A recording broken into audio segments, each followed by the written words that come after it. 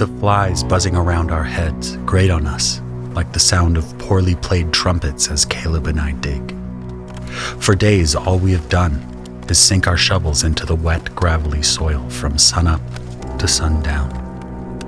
The result? An unfinished trench around the hilltop city of Somerset. Every time Caleb opens his mouth to speak, I can't help but notice that the flies attempt to make it inside, though most are content to settle in the unburied bodies strewn about no man's land in between the trenches we dig and the city we dig them around. Caleb spits out a fly. We could always try to sneak out during the night watch, he says, wiping his mouth on the back of his muddy hand. I noticed they cut the number of guards in half last night. Maybe we go during the switch. His tone is hopeful, which is uncharacteristic for the normally bleak and stoic man. The Calicans have driven us on a hard march for the past 2 weeks, chasing after my fleeing countrymen. Trained Senecan officers and troops numbering in the high hundreds, along with a smattering of local militias, have sealed themselves inside the city. Any who lagged behind were crushed by the Calican machine of war. On our march through Senecan territory, the devastation and brutality was hard to bear, even with what I've experienced so far. Of the townships and villages between the border and Somerset, very little remains. Our Calican overlords had us set up a base camp south of the city, where we were to dig a many fathoms long ring ditch around its circumference. Maybe, I don't know, if the brass orders another assault, that might be the time, I say, but I don't know if I believe what I'm saying. Caleb doesn't buy it. He goes back to digging. The Calicans waited for days without action until the night before last. 2 additional regiments arrived, each with its own conscript and baggage train, essentially tripling the number of attackers. With this newfound might, the Calicans decided to launch an assault on Somerset to end the chase for good. Despite the odds, the Senecans repelled them. What began as a twinge of pride in my countrymen's spirited defense has turned into an ache in my back, knees, and hands from the days of hard labor that ensued. Somerset stands. My heart aches, and I dig. At least the digging makes it easy to avoid thinking about Emily and Sarah. Any time that I do, I force myself to examine my surroundings. Perhaps the single most prominent feature of Somerset is that it sits atop a large hill that looks like it can't hold the city's weight. It looks to me like an oversized king sitting atop a tiny throne. The city dates back to the Kingdom of Ghent in ancient times, when William Attley, the false prophet, said he received the divine touch from the shepherd and built the foundations of an empire that once straddled the entire continent. This could explain why the Calicans have become so intent on reclaiming Somerset, obsessed as they are with Attley and making their empire as big as his. And around this mushrooming city sit Somerset's curtain walls, which remind me of a starfish freshly plucked from the sea. Each point here is marked with the bastion, outfitted with cannons.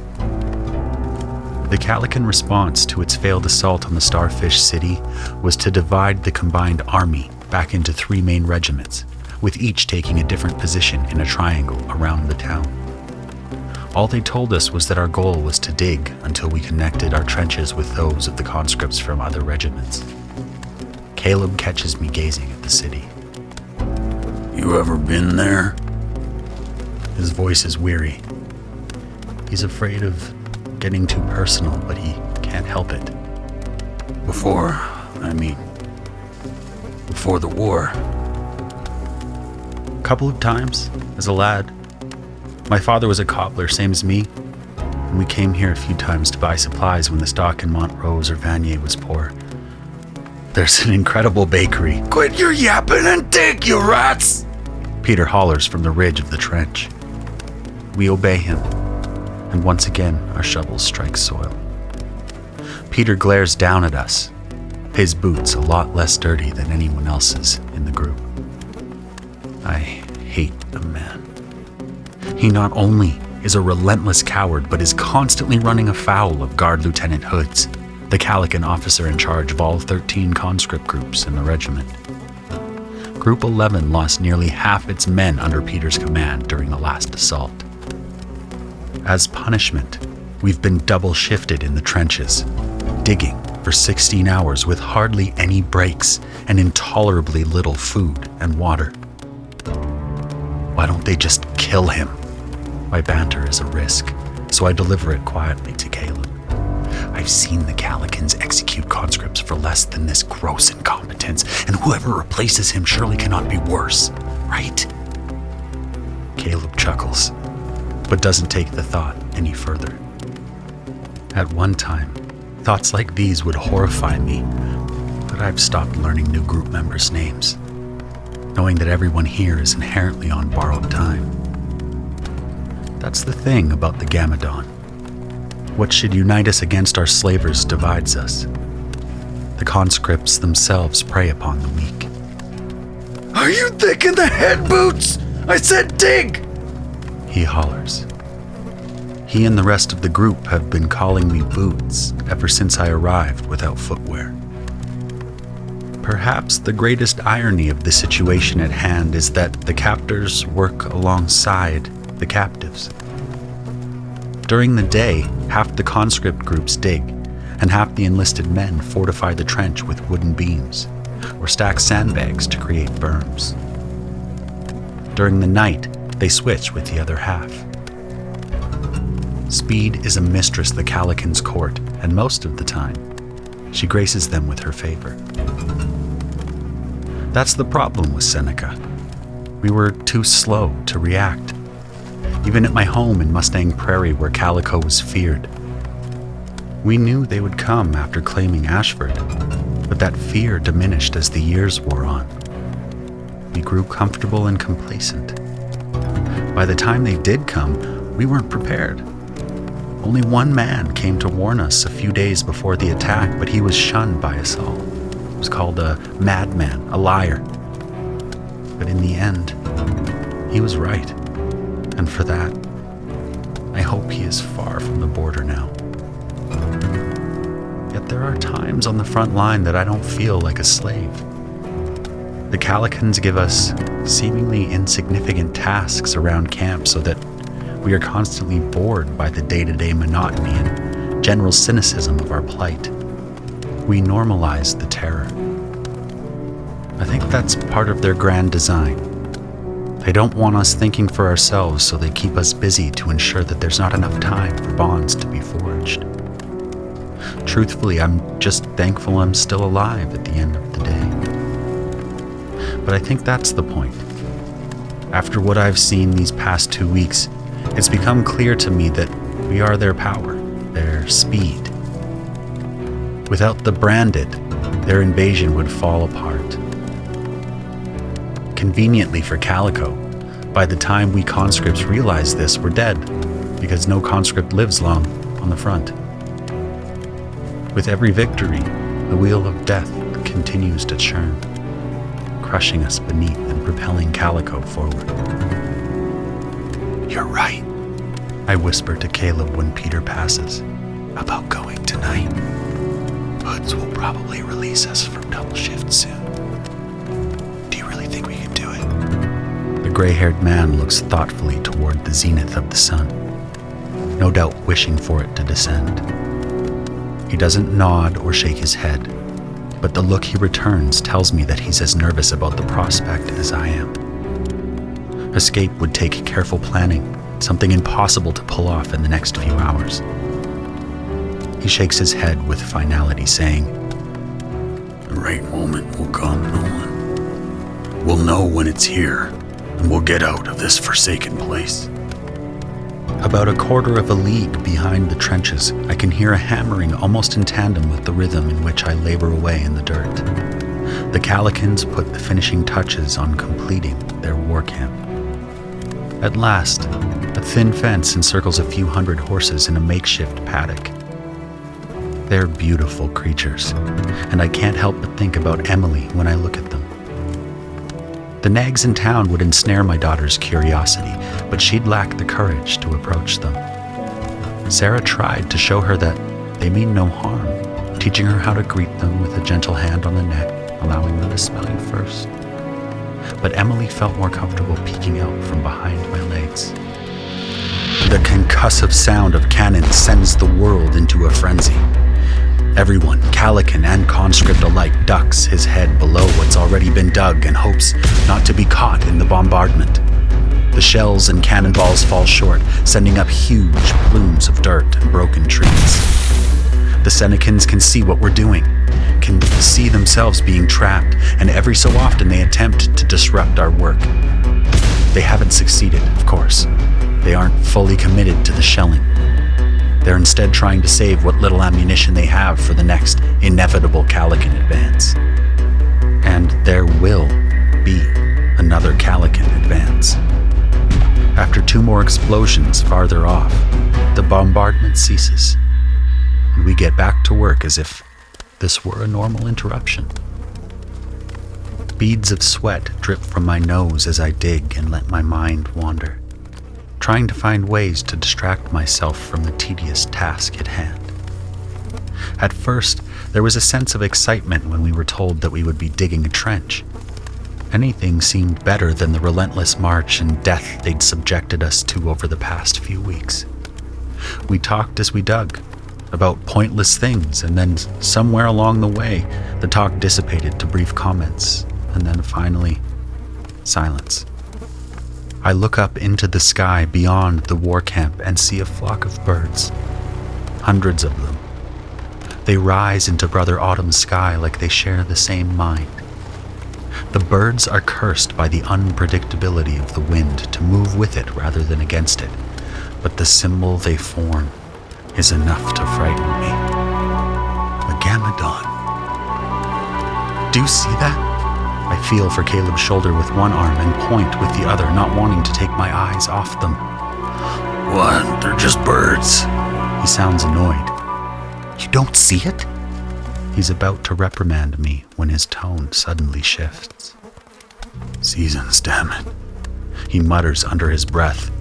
I glance in the direction he does and see Guard Lieutenant Hoods approaching us, trailed by a rider with all too familiar gray livery. A reaver. What does a reaver want with conscripts? During the assault the night before last, I witnessed why the reavers are so feared in battle. Unlike the other fighting experience where I was nearly choked to death, the Calicans were the aggressors in this assault, trying to pry the city of Somerset from Senecan hands. When it became clear that this was impossible, a retreat was ordered and a pair of reavers hidden among cavalry were sent to ensure that nothing went wrong. They were easy to spot, for it seemed they had no fear of death. They appeared unfazed even when their horses were shot out from underneath them. I watched as they made enough corpses to fill 2 graveyards. And now all the laboring conscripts can merely watch and wait as walking death approaches. The reaver pulls his horse to a stop 5 paces short of the trench, and I notice a knapsack hanging unnaturally from his saddle. The bottom is discolored with a charcoal shade liquid that drips onto the ground. The man has shed his gray duster jacket, instead opted for a more fashionable choice in the form of a vest tightly fitted to his figure. A scarlet pocket square pokes out of his vest's pocket, and my mind brings forth the image of blood. We're close enough to hear Guard Lieutenant Hoods speak to the man. They probably belong to one of these, Paragon. I notice he won't look the reaver in the eye. I wish I could fault him for it, but ever since the rider approached, there has been a certain pressure I feel in my chest that also prevents me from meeting his eyes. Instead, I fall back into the reflexive habit of examining the man's boots. Sarah always gave me grief, saying my staring at shoes was a bad habit that made me seem, I believe the term was, antisocial. Never realized I was doing it until she started pointing it out to me. Once she did, I found myself making a conscious effort to stop it. My father was a cobbler before me. He taught me his profession, and to have a certain degree of pride in it, too. Son, he'd say, a man's shoes can tell you more about him than anything. Where he's been, what he's like, what his priorities are. When in doubt, look to the feet. The Reaver's boots are well made, but different than I'm used to seeing. They have some kind of metal support at the top of the toe box, but I have difficulty determining if this is a part of the shoe or simply a part of the stirrup. Listen up, the Reaver says. His voice is deep and commands the attention of us all. A clicking sound comes from the stirrups, and he steps off the horse, moving to grab the knapsack from his saddle. The flies that have plagued us for days find a more appealing target and start gravitating toward it. It doesn't faze the man. As he approaches, a waft of foul garlic stench reaches my nostrils. I had me some fun last night. Met a couple of your friends, he says, then casually tosses the knapsack into the trenches. It's a poor throw. The weight of the bag causes it to twist unnaturally in the air until it plops down into the mud. I'm unable to see its contents, but I do see the reaction those closest to the bag have as they back away and quickly distance themselves. For the first time since we began to dig, I find I'm not plagued by the flies. Instead, they fixate on the bag, swarming it en masse, making it appear like roiling, blackened flesh. For a moment, it almost sounds to me like the flies' buzzing is rhythmic, like a pulse. Only when those closest to the bag have backed away do I get a clear view of it.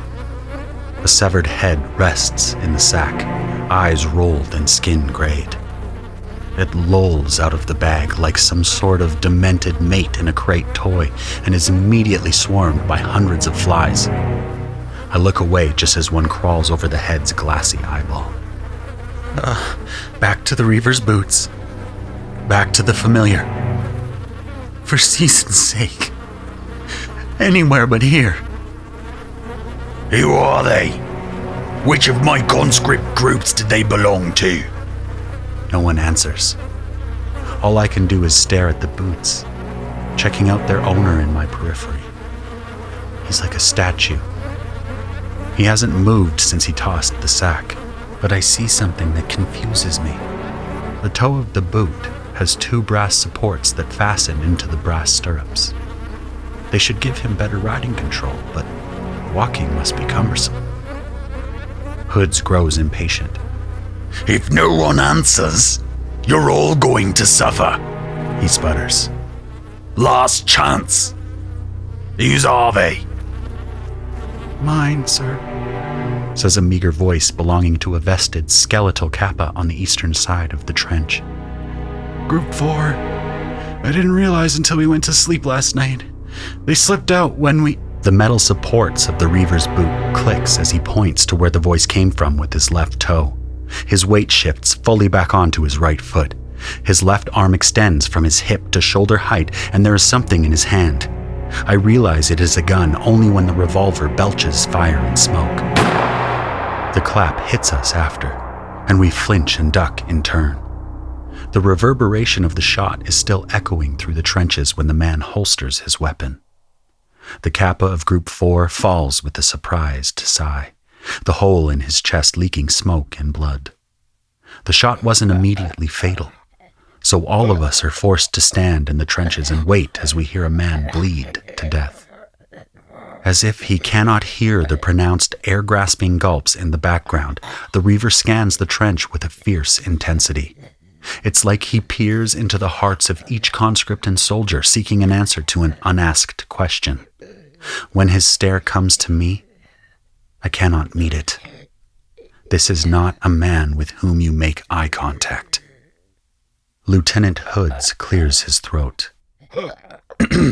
Is this business settled, Paragon? The Reaver comes back to himself and speaks up so he can be heard over the dying man. I want you all to know how much I enjoyed the chase.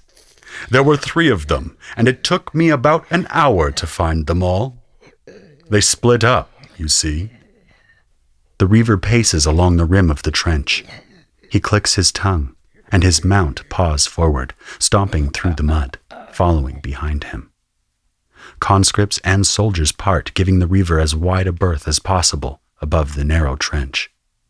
A few conscripts mutter prayers or protect themselves with elaborate hand gestures. Each one begged for his life, he continues.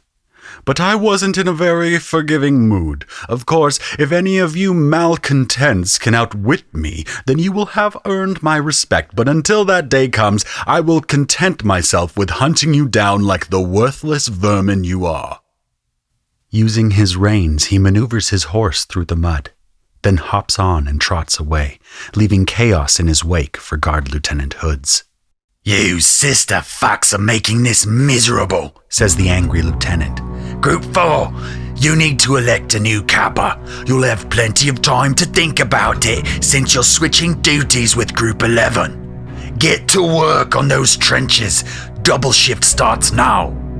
He pauses, looking through the trenches for someone, and when he finds his target, he calls out, Peter, take your group and get some rest.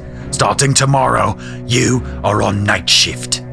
Elation fills the men of Group 11 as they leave their tools in the mud and climb from the trench.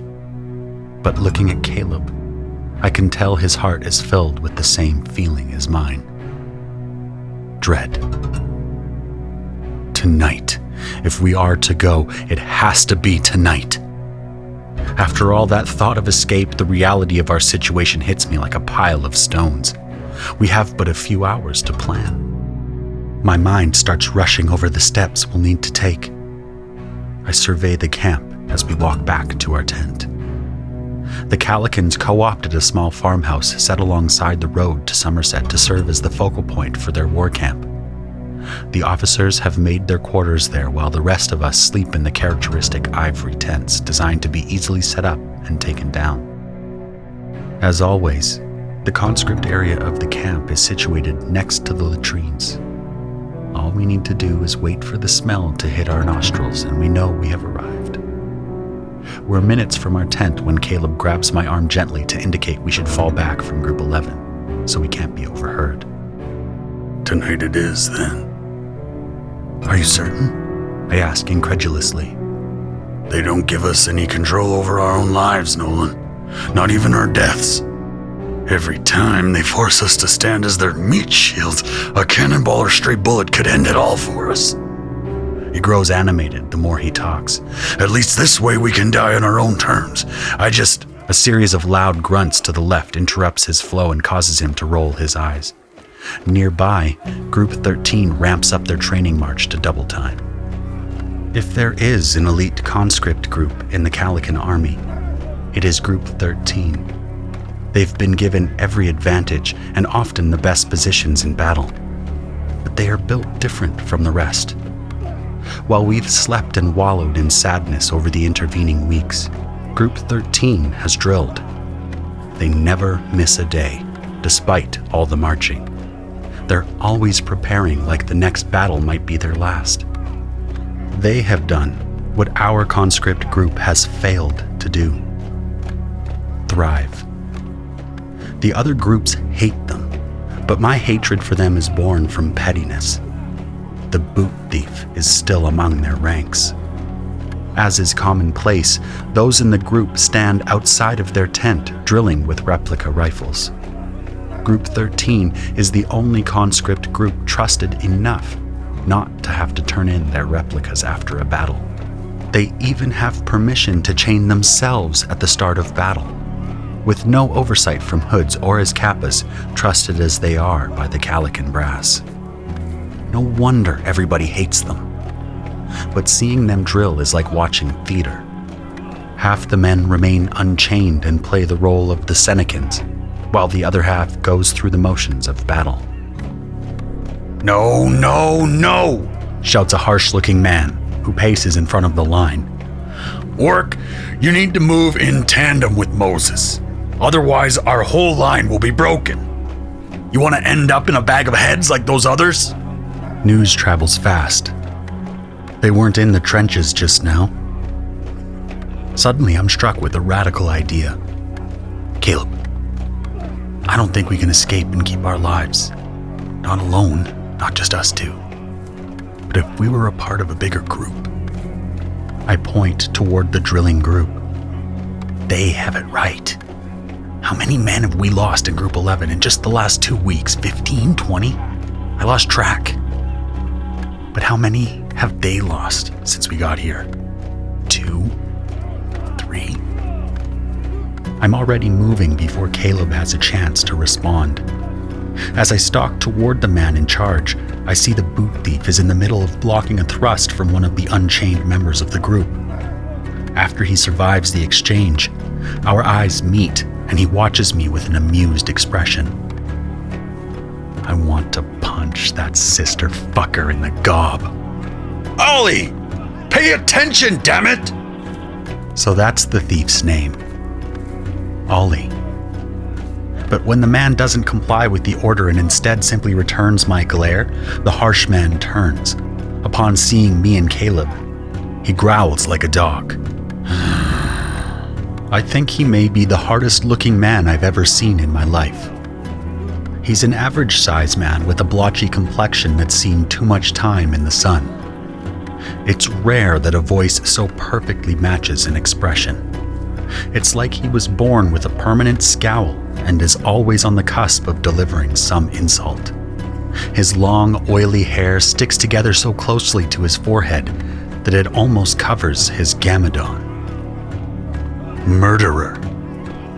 He's not a war slave like I am. He's a murderer sentenced to death by frontline. Get fucked, we're busy, he grunts, turning back around to bark orders. None of his group follows them, but instead watches to see how this is going to go down. The harsh-looking man turns back around and stomps toward us with fury in his eyes. What would it take for us to join you? I ask. This halts his approach and he skids to a stop. Then he bursts out laughing, but it isn't an authentic laugh, it's forced and cruel. He's just a bully making a show of it.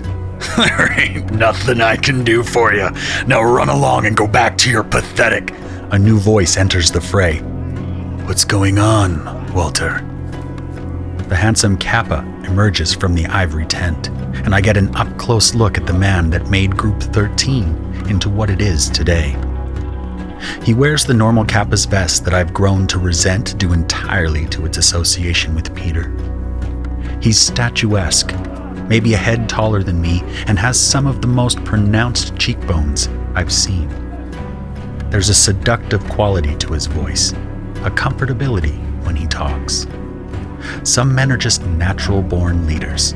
They drip charisma, and each step reveals their pride and strength. He is one of those men.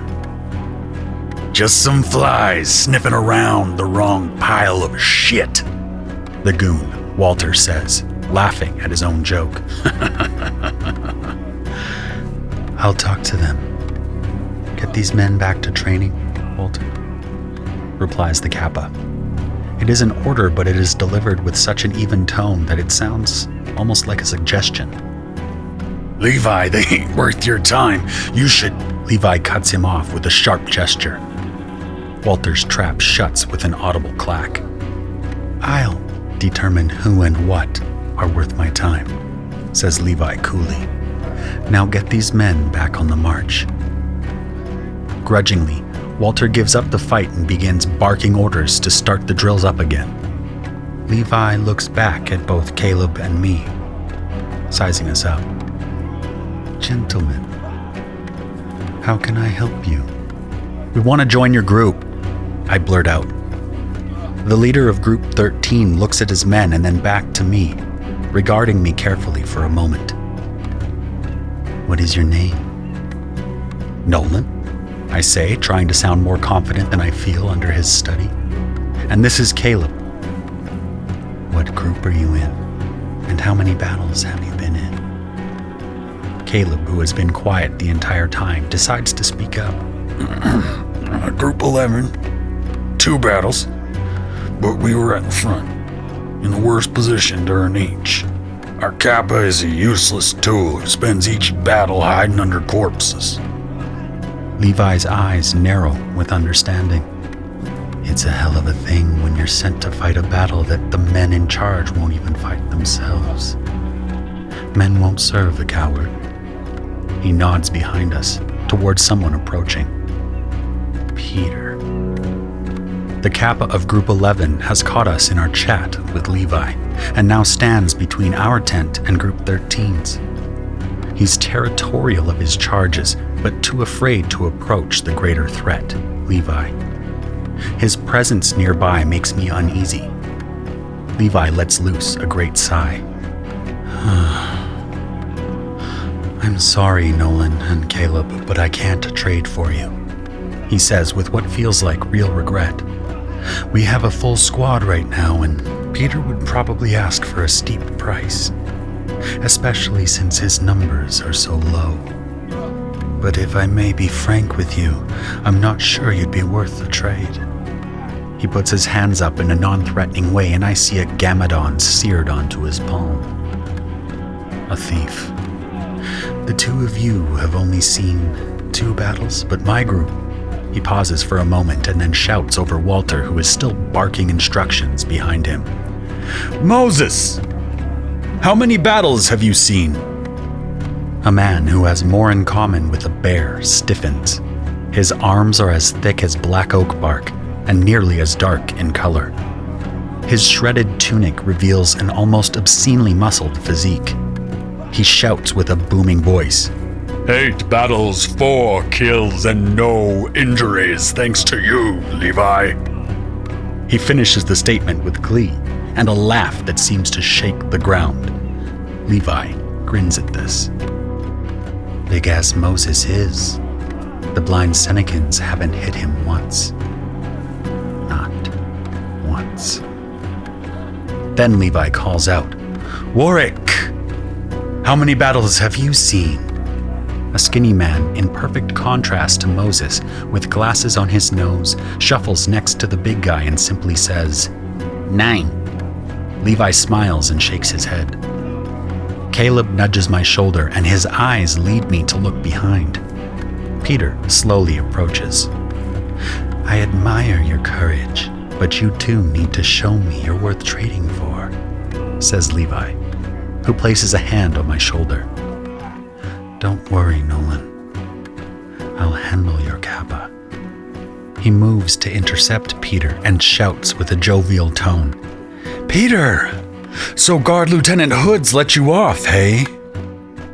Levi mercifully distracts Peter as Caleb and I slink off toward our conscript tent. Caleb makes a frustrated sound. Are you satisfied? They don't have room for folks like us.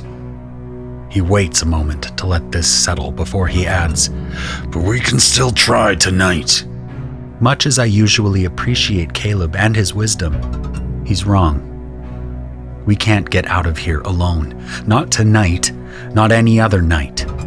Alone, we'll be picked off. Together, we might have a chance. That's what Group 13 gets, and the rest don't understand. They've defied the Calicans by staying alive long enough to see the hidden truth. I shake my head, coming to a decision. If you want to try, then I'll do what I can to help you. I'll make a big distraction, throw him off your trail, anything, but I won't be coming with you. I'm going to find a way to get into Group 13. Right now, that's our best chance of escape. If I thought Caleb looked disappointed before, the look he's now giving me redefines it. Their Kappa said he didn't want us. No, I volley back. He said we'd have to prove we were worth trading for.